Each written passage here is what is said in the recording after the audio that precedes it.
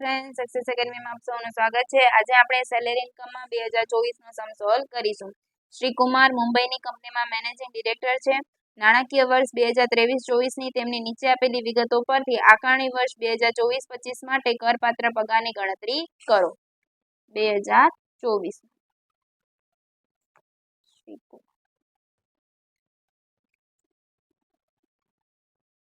સૌથી પહેલા શું આપેલું છે? મૂળ પગાર આપેલું છે 4,20,000 ડાયરેક્ટ લખીએ।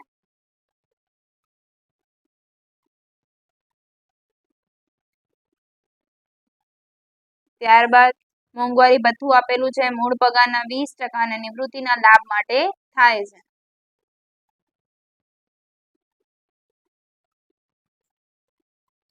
$4,20,000 20% કેટલા થશે? 84,000। કમિશન આપેલું છે માસિક ₹1,500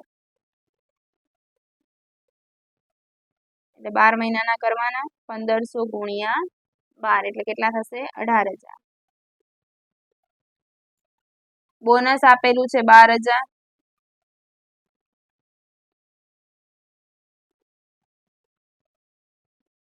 મદદનીશ ભથ્થું આપેલું છે પણ મદદનીશ ભથ્થું લેવામાં આવતું નથી, એ વધારાની ઇન્ફોર્મેશન છે। પછી છે અલાઉન્સ આપેલું છે 12,000।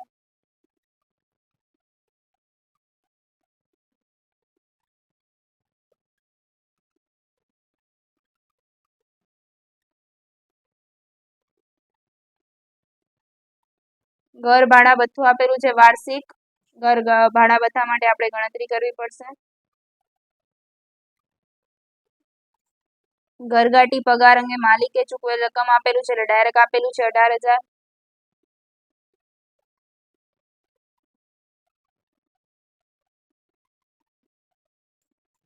અંગત વપરાશ માટે મફત ગેસ વીજળીની સવલત અંગે માલિકે ચૂકવેલ ખર્ચ આપેલો છે 7500 ડાયરેક્ટ અંગત જ છે એટલે ડાયરેક્ટ લખી નાખશું।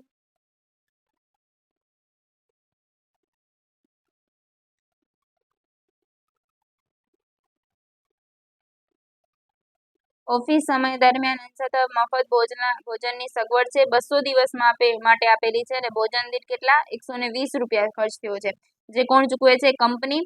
આ અંગે ભોજન દીઠ ₹46ની ટોકન રકમ પગારમાંથી કાપી લેવામાં આવે છે। ભોજનની સવલત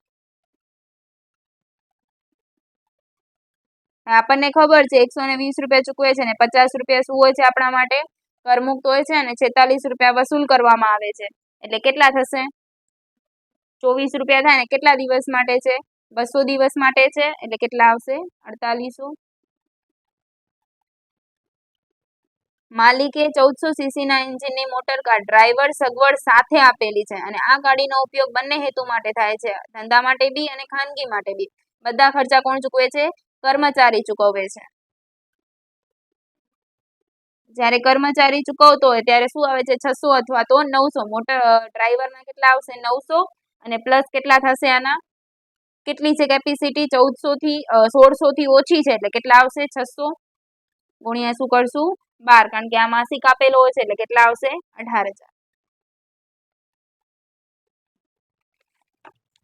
માન્ય પ્રોવિડન્ટ ફંડમાં કંપનીનો ફાળો આપેલો છે 89,600 અને કર્મચારીએ આ ફંડમાં ₹50,400 ફાળવ્યા છે।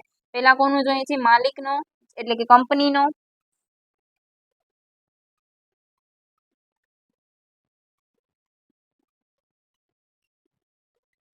કેટલો આપેલો છે? 89,600। હવે આપણને ખબર છે કરમુક્ત કેટલાનું મળે છે? આપણને 12% લેખે કરમુક્ત મળે છે। હવે અહીંયા મોંઘવારી ભથ્થું છે ને આપણને અહીંયા કીધું હતું કે નિવૃત્તિના લાભ માટે લેવાય છે એટલે આ બંને લેશું એટલે કે 4,20,000 પ્લસ 84,000 એટલે કે 5,04,000। કેટલા ટકા માફ મળે છે? તો કે 12% એટલે 5,04,000 ના 12% એટલે કેટલા આવશે? 60,400। 89,600 માંથી 60,400 માઇનસ કરીએ એટલે કેટલા આવશે? 29,120। ક્લિયર?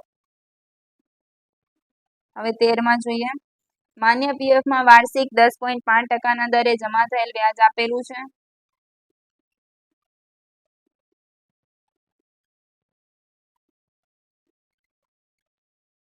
કેટલા ટકા આપેલું છે? 10.5, તો કે 10.5% 27,720 આપણને કરમુક્તિ કેટલાની મળે છે 9.5 તો કેટલું કરપાત્ર થશે 1% એટલે 1% એ કેટલા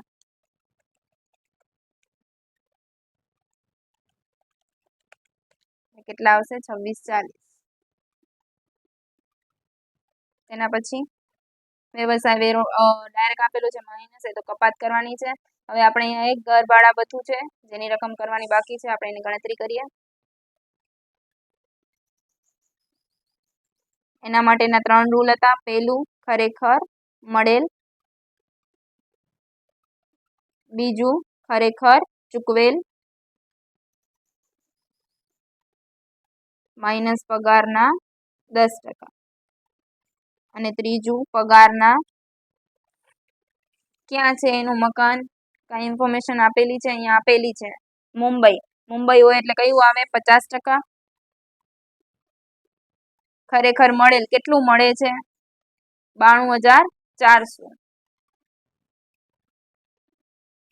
ખરેખર ચૂકવેલ કેટલું ચૂકવે છે મહિનાના માસિક આપેલા છે 7700 એટલે મહિનાના 7700 એટલે 7700 ગુણ્યા 12 એટલે કેટલા થશે 92,400 અને પગારના 10% પગાર એટલે કયો લેવાશે અહીંયા આપણે જોયો તો જે 5,04,000 આવ્યો તો એ જ લેવાશે એટલે કે 5,04,000 ના 10% એટલે કેટલા થશે 50,400 તો કે 92,400 માંથી 50,400 માઇનસ કરીએ એટલે કેટલા આવશે 42,000 અને પગારના 50% એટલે કે 5,04,000 ના 50% એટલે કેટલા આવશે 2,52,000 ત્રણ પૈકી ઓછું કોણ છે 42,000 તો કર મુક્ત થશે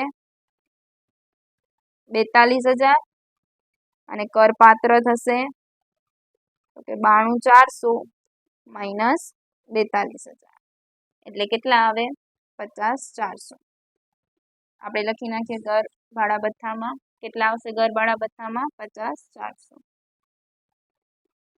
ક્લિયર ત્યારબાદ કોઈ ઇન્ફોર્મેશન બાકી રહેતી નથી આપણે શું કરશું બધાનો સરવાળો 4,20,000 84,000 18,000 12,000 12,000 50,400 18,000 75,00 4800 18,000 29,120 અને 26,40 એટલે કેટલા આવશે 6,76,460 માઇનસ કરીએ સ્ટાન્ડર્ડ કપાત કેટલી થાય કમ્પલસરીના 50,000 અને માઇનસ વ્યવસાય વેરો આપણને કીધું છે કેટલા આવશે 2400 માઇનસ કરીએ એટલે કેટલા આવશે 6,24,060 અને શું કહેવાશે કરપાત્ર પગાર આખો દાખલો તમે જોઈ શકો છો થેન્ક યુ